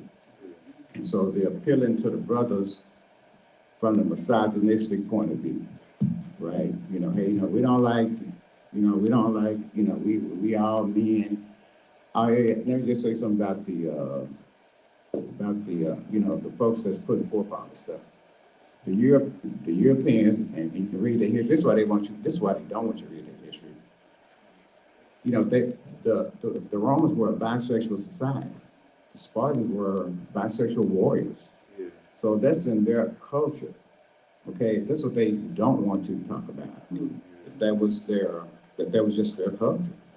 And so we need to understand is that, we have to start, create schools, education systems outside of the regular school system to get our history taught, and that's what we need to do. But our kids need to see us fighting, and so that's what I'm here today to say. Is basically let's have our kids see us fighting. They're not gonna learn how to fight unless they see us fighting. I think 2.0. Freedom Riders 2.0, I think that we can have an opportunity every summer we can, load them up on the bus, we can do different activities with, and then we need to do this until we don't need to do it anymore. So this time, instead of stopping the bus rides, we need to keep them going until we don't. Now, normally, the last two movements didn't get stopped prematurely was after the Civil War and during the Civil Rights Movement. Both of them lasted about 14 years. I think this movement here, this is my opinion, started in 2012 when Trayvon Martin got killed. That was kind of like the kickoff. Yeah. And then now we're into about year 12. But after I saw the Tennessee 2.5, but after I saw the Tennessee 3, after I got what they did, I think we may be able to make this movement last longer than the other two. Because what happened to the other two was they came and mugged them. They came and mugged the movement both times. Reagan and mugged it. What actually Nixon started mugging. Arthur Fletcher, I don't know if y'all have heard of him. He's been given credit for the welfare system. All right, the way they implemented it. Now, I met him in Chicago.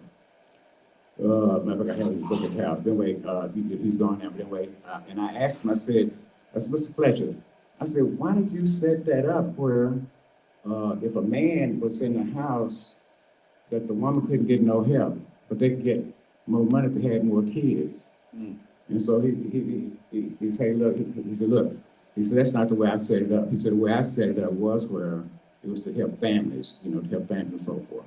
Yeah. But he said after he got through writing it, Nixon and them got it, and then they involved, what's the guy, H. Ross Perot, H. Ross Perot, and I forget who the other races were that way.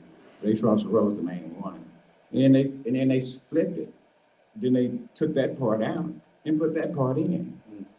So he said that's what happened to us. So like I say, I believe him because that's the kind of stuff they do, right? They use his face, put his face on it, yeah, and then present it as one thing and implement it as something else, which was again to divide families, keep families divided. So I'm just hoping that, look here, that everybody understands we're in what I call another conscious movement time. I did my research on stay woke. And actually, the stay woke thing among Black communities started in like the 1920s, 30s, and 40s. Then it kind of, but now it's back. I remember, I think around since around 2012, 13, somewhere from there, like I said, it made a comeback. So it has a meaning to our community. That's why Ron DeSantis is saying, he don't want nothing woke. That means he don't want nothing black. So when you don't say woke, they come about you. Now, if they, again, let's don't, again, politically, and I'm just speaking politically, I ain't speaking politically, nothing else. Politically, they put all our stuff in one bag. All our stuff in the same bag. The question is, are you gonna vote against the bag? Are you gonna vote against the bag because your one thing that you don't like is in there, which has nothing to do with your real power. It has nothing to do with your real, yeah, it do have something to do with it because you vote against it, then you vote against your own power. And that's the same thing they do with poor white people. They tell poor white people voting against their power by telling them, well, that black person's gonna get something if you vote like this. So their vote. I remember on 60 Minutes, there's this white boy. First of all, he was a dope sucker. Okay, him and his son. They was interviewing him, and he said he was against welfare. I mean, he was getting welfare, and he said he was against it. He said, well, they came out cutting welfare. You think that's going to affect you? What do you think with that? Well, I think they need to go and cut it. She said, yeah, but you're not going to get it if they cut it. He said, what you going to do then? Well, I'll figure out something. And so I'm just saying that, he'd rather not have it because see, he feel like he has a privilege, right? He thinks some kind of way they're going to figure out how to get him something. Yeah. That's his thinking. But that's not the reality. And I'm saying, and they get him to vote against himself every year because of that. And with black folks, they know all they gotta do is throw LGBTQ in our bag, and then we're gonna do this thing here. They know that. That's part of their plan. They counting on it. They count on it. And I'm just saying, let's be smarter than that. Let's say, hey, you know what? I'm against. I may be against that, but my kids' future's in that bag. So I'm saying, my future's in that bag. So so let's don't vote against the bag. Let's put a whole lot of political class accountable. I'm gonna start through the North Africa said we're gonna start doing report cards on our political people, letting y'all know how they voting, so we can see how hard they fighting and how hard they not fighting. My position is, I haven't saw nobody get kicked out of nothing. I ain't seen anybody kicked out of a meeting. I ain't seen them. Where's somebody getting, something, but again, that's in the old system that's leaving.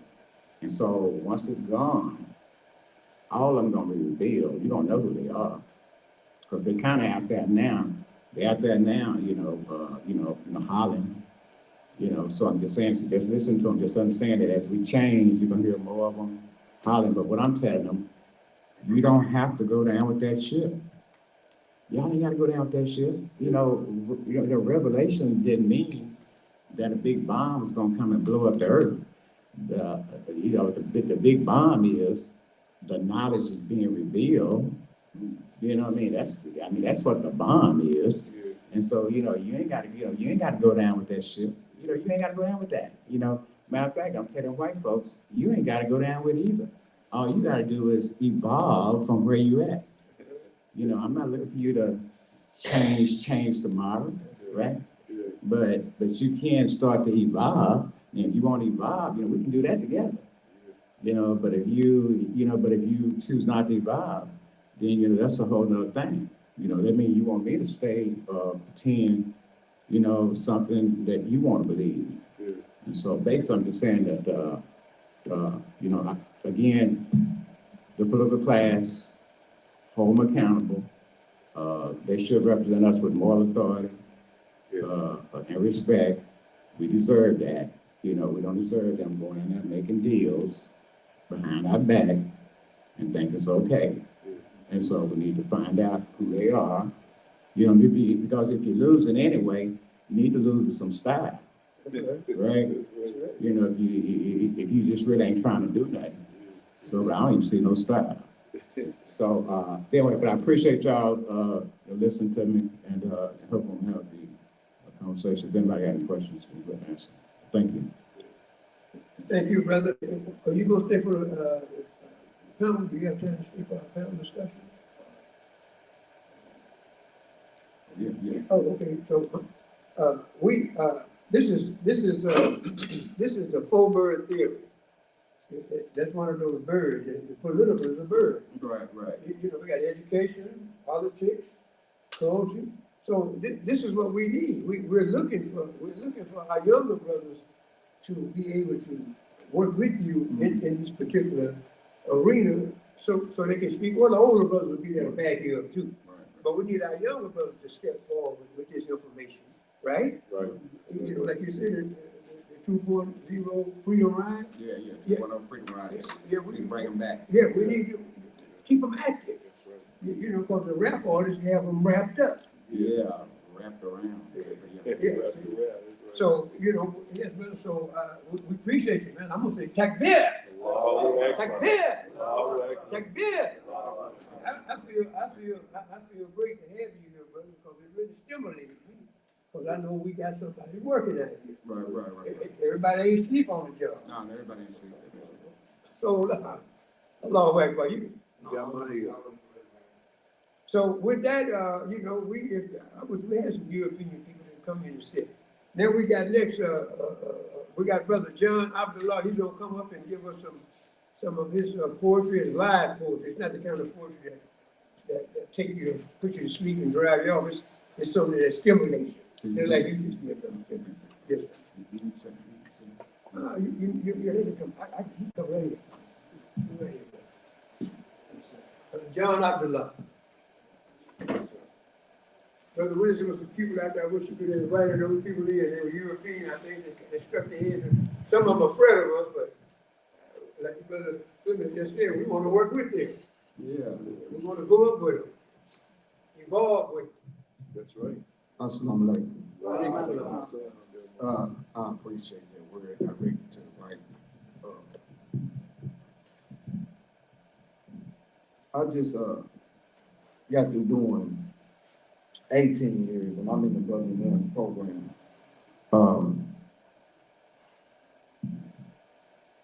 I'm speaking to the brothers out there that's lost.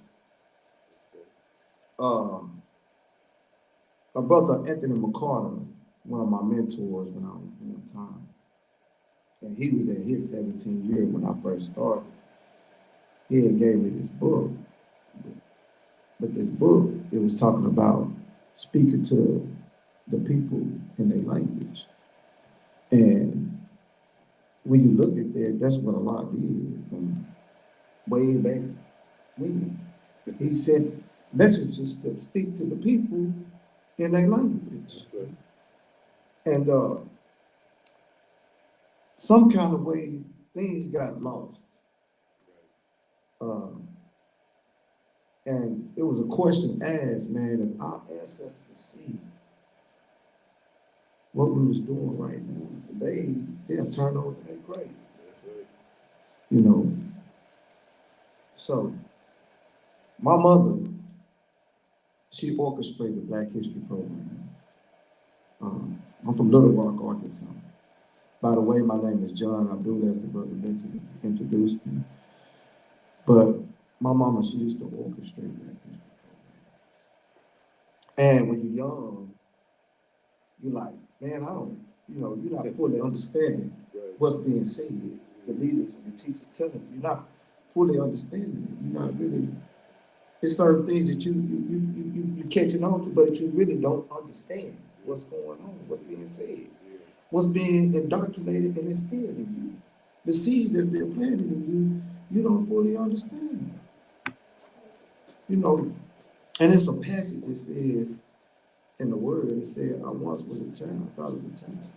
And I'm paraphrasing, spoke as a child, reasoned as a child, understood as a child. But when I became a man, I put away childish things. So I went through a whole bunch of stuff, man, before I could realize what was going on. And I thought some of these things that's being discussed weren't even of importance. You know, but I'm gonna tell you why. Because I was young. I had a child mind. And when you forced to do something, don't nobody like to be forced to do stuff. Yeah, that's right. Right? So I had a childlike mind. However, what was instilled in me was a blessing. Yeah. So I'm gonna speak to those young brothers out there in a language that they can understand. And I said, man, when I started writing, I was like, I have to plant good seeds. You got to plant good seeds. That's right. Whatever Shaitan or Satan, Lucifer, whatever they call him, whatever he's doing, throwing it away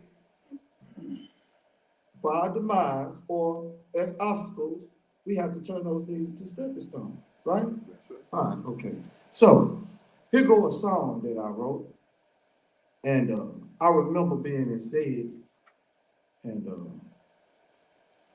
I was having a visit with my children and my children's mother, and I was just sitting up in the chair, but they said me because I was just visiting with my family. And so when they said me, I had time to be secluded away from everything that was going on around me. My brother-in-law was in there, my partners in there, my cousins was in there.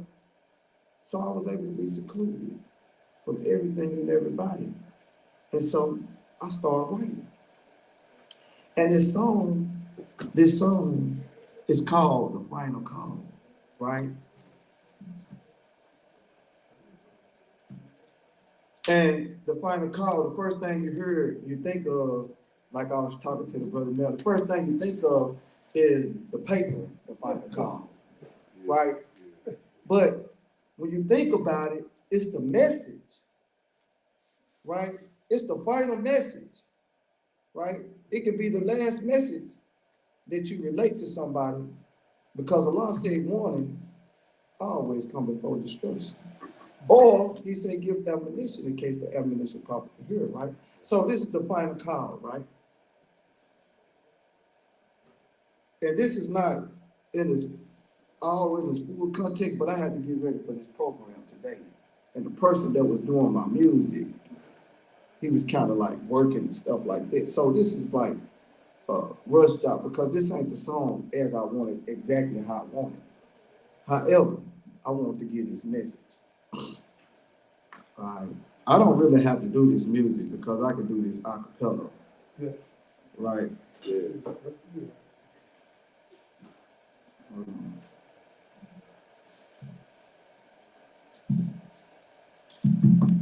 Excuse me. Let me take these earpieces out.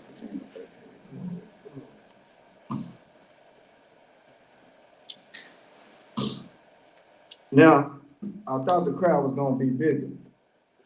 But the thing was, what came to my mind when I was going through the process of going through the court system, I was like, why y'all brothers keep tripping? They giving us time in prison. Cut those justice decisions, taking us from our children to find a car, right? Okay. So when I was doing this inside, I had all the brothers singing, why y'all brothers keep tripping and giving us time in prison? Cut those judges' decisions, taking us from our children. Yeah. Mm-hmm. And so I went on.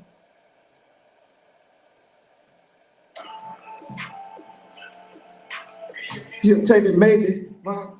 Excuse me. I have to do that right over. Excuse me. Brother John, you got thousands of people. We on Zoom, so you got more than just what's in this room, right? You Check got it out. thousands of people out there on Facebook, Soon 3 months, so go. Yeah. Come on with it.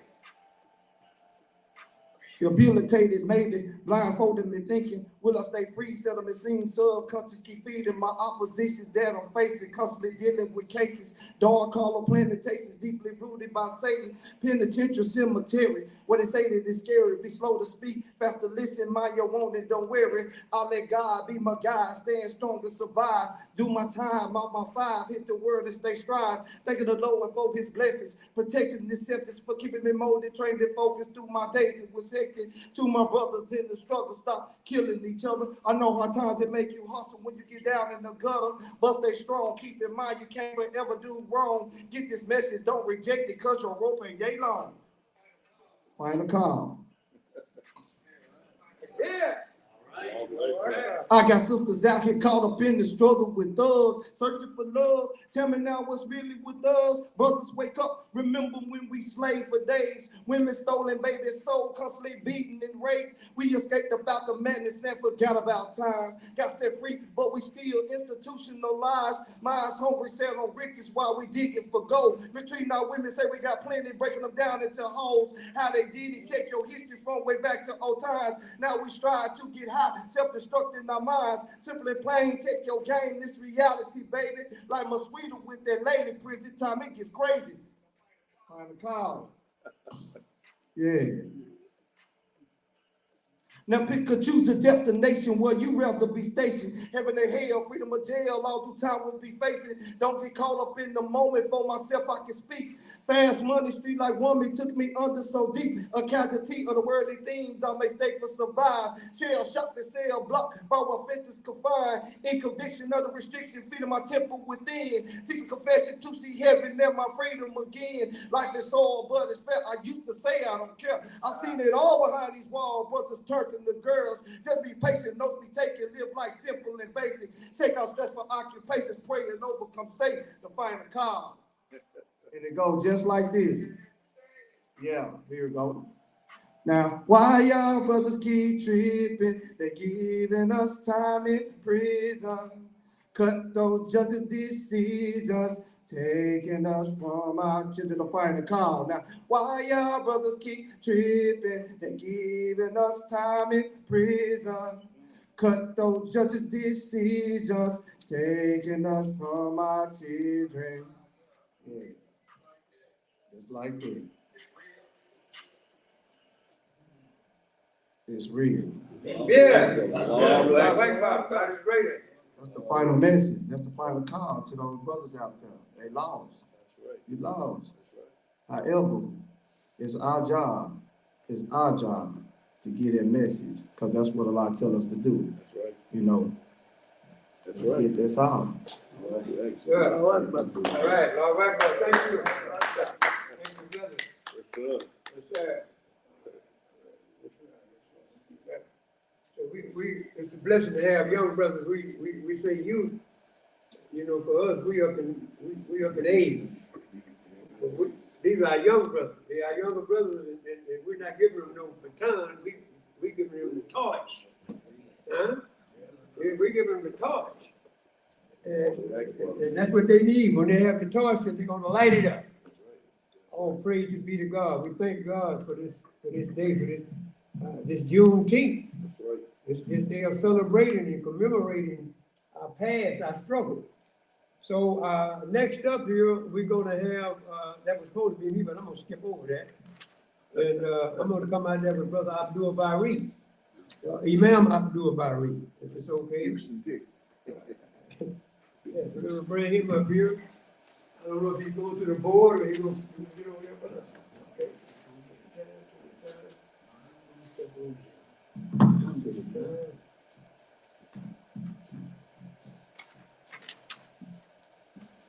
Alhamdulillah.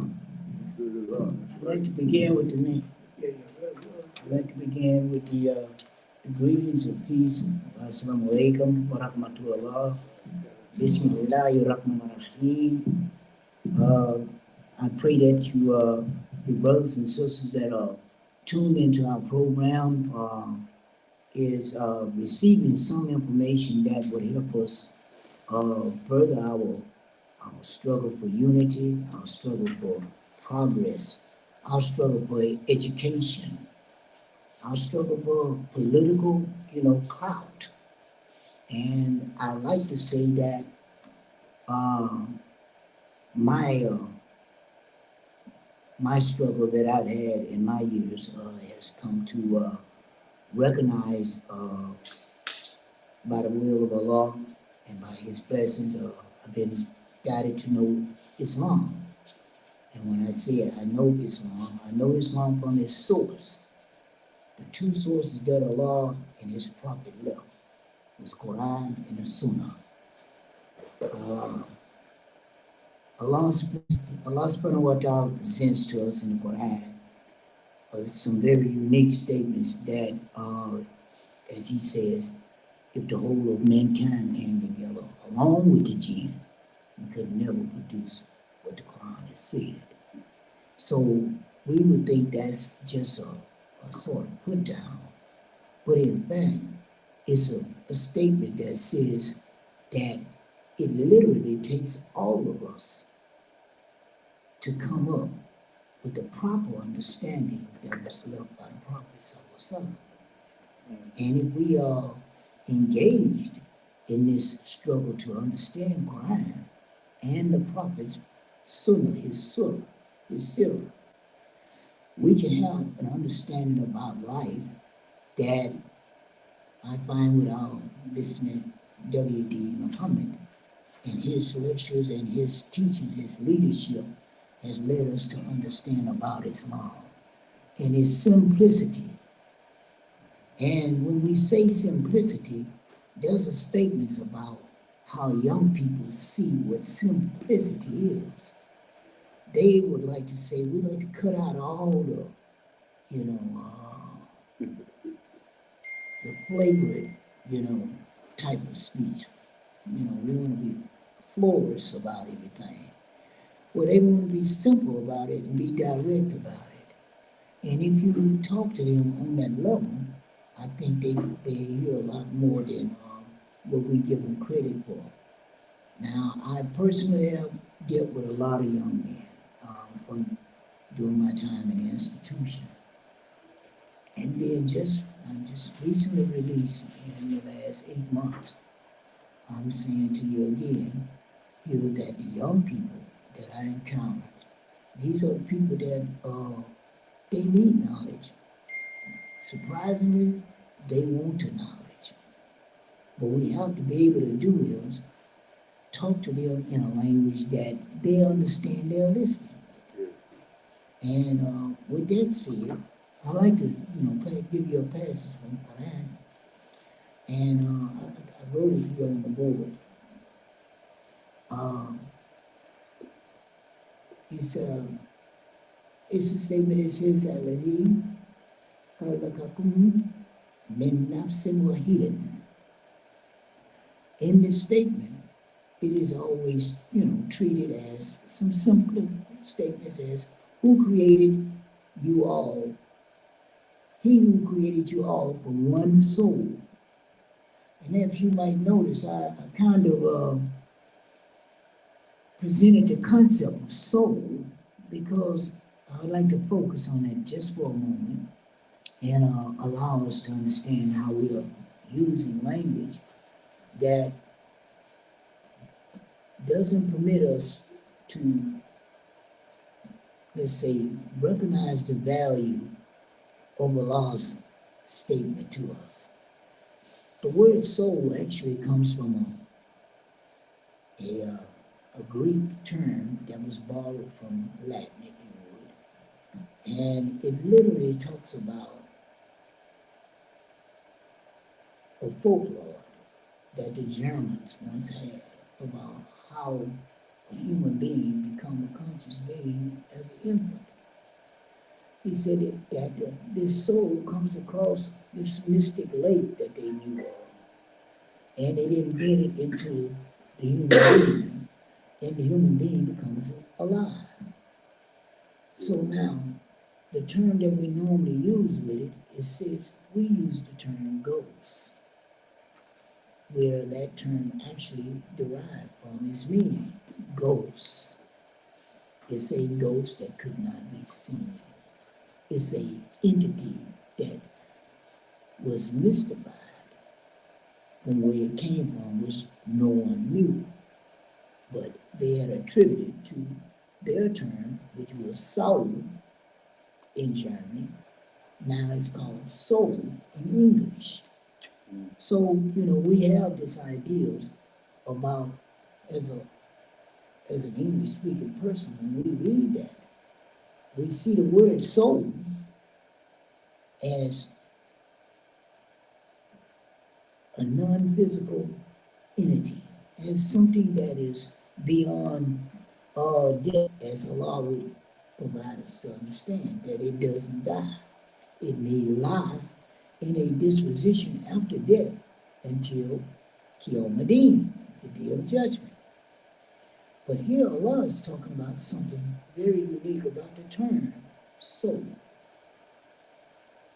He said He created it. Now, of course, we do know in the Quran, Allah talks about His creation, and He describes it with different terms of what His creating is. So we got the word khalaqa.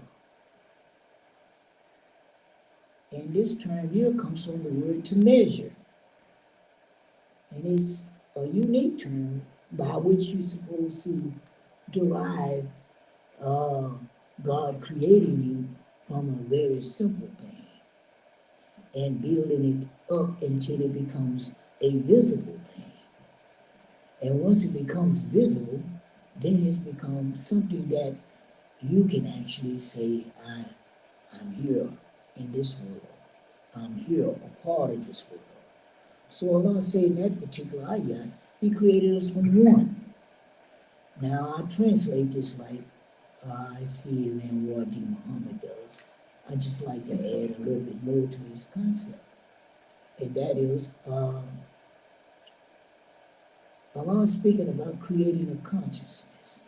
And that one consciousness is a human consciousness. See, we all know one another as humans. Whenever you meet another human, you know you're speaking or you are dealing with another human. That's the consciousness of one soul, recognizing itself. So I'll employ the brothers that speak to the young brothers. He need to know his one soul that he's living in is not necessarily divided just because he have a different culture. Just because he have a different generation that he's coming with. They done come up with a new generation of young brothers that think that they are creating something new, when not new at all. It's something that is just, if we would, words would put it even clearer.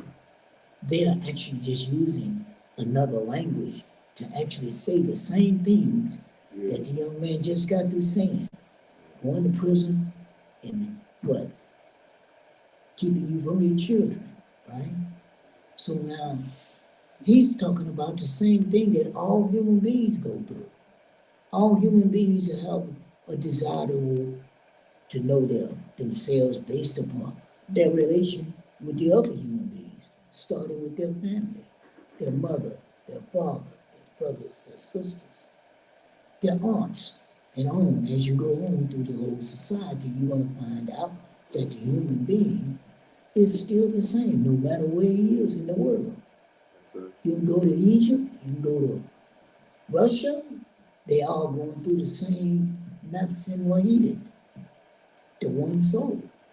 So if we know how to talk to them and bring them this type of information, see, that'll enlighten them to know that they're not just struggling with themselves no more. They're struggling with their own nafs, their own soul, their own psyche, and what is put into it. See, you can put some stuff in your psyche that doesn't belong there. And Allah tells us about how it's done in the Quran. He's detailing it to where we should never be lost on nothing that we want to know, from our Creator to our own selves. And so my point here today is, I've heard a lot about the things that, African American or African race of people have been through. And, it's still a good history to know, even after being in the world this long, I come to still appreciate that type of information put out there. So those who are listening and watching this program, man, invest your mind in some decent information. And when you get it, don't just stop there. Go and make sure that that information that you just got has some validity. You got to confirm it, you know. If the Muslim is told by Allah to confirm the Quran, I know the rest of the world should know how to confirm its own information. So now we can actually develop a connection with everything that's happening in the world. So the next speaker or the speakers that were before me, these are connections of how our minds need to function and be fed to proper information. Let's not lose that. That's the real, legacy I think all of our leaders have really had upon us, is our connection with each other. With that, I greet you as I came. Assalamu alaikum. Takbir. Takbir. Takbir. I mean, God is greater. Thank you, Brother Ibn Bari. Thank you for that blessing. That was a blessing too, coming behind the other brothers. And we're not going to, this effort, we're not going to stop this effort. We're going to keep this going. Dear brother, we're going to keep this energy going. We read 3 times a week. We read together, study together, Tuesdays, Thursdays, and Sundays. We keep this same type of conversation going. We learn, we live and we learn, we share, so we keep this conversation going. Because if we stop, then like you said, it'll just go for nothing and everybody go back to sleep. There won't be woke. So we want to keep inviting you to stick with us, all of us together, because we are together. And we all rode the same ships over here together, right? Yeah. We all was treated the same way, mistreated the same way. Yeah. That's in our DNA. Some of us know how to go back and revisit that, but some of us are like, we want to forget that. But you'll never forget it. It's in your DNA. Yes, so at this particular time, we're going to move forward because I know Brother Jibril, if you have to leave, we understand, because you brothers are very busy. So I want to bring Brother Jibril, Rashid up next, and he's going to add to our conversation, improve on our conversation. And Brother Lenny, you want to come after him? Whatever you prefer. Yeah, we got you. We got you for the panel, but I want you to come up to. Oh yeah, I can say something. Yeah, he said once you get started, you can't stop. So that was just teasing. I know it. So now, Brother Jibril. Yes, sir. You just get right there in front of the mic where you and he can introduce himself. Forgive us. And we got food. If y'all want to eat now while we're talking, or you want to eat, get your box. We got some halal chicken, potato salad. You can eat now. That's okay with me. Yes, sir. Yeah, get yourself. We got plenty. Well, first of all, I want to say with God's name, the merciful benefactor, the merciful Redeemer, and good afternoon to all of my brothers and sisters who are on Facebook Live as well as YouTube Live and maybe other social platforms. To the panel, distinguished brothers and sisters. I know there was a couple of sisters that was here earlier, so I still want to be able to acknowledge them as well. Again, thank you, Brother Samad, Ma'am Samad, I should say. It's my shake. I've been on a long time, and I've seen faces in here that I've known. As Brother Man Tyler said, he knew me when my hair was jet black. But all praise be to Allah for giving me an opportunity. When I got the call from Brother Samad, I was very humbled by it, and I said, absolutely, Because normally I am busy. I probably would have been out of town, didn't know if I was going to be here or not. But when I got the call went out, I had to respond because I was still awake. So alhamdulillah. So I won't be long here, but I do want to share a few things with you because in this discussion regarding Juneteenth, definitely like the topic of Juneteenth, we're talking about the march to freedom, justice, and equality while advancing human excellence. And that's something that we need to concentrate on and continue to do because many of us who have been familiar with the language of the man Muhammad throughout the years know he stressed the importance of human excellence. Ensure that our creators from the most excellent mode, not the mode, but excellent mode.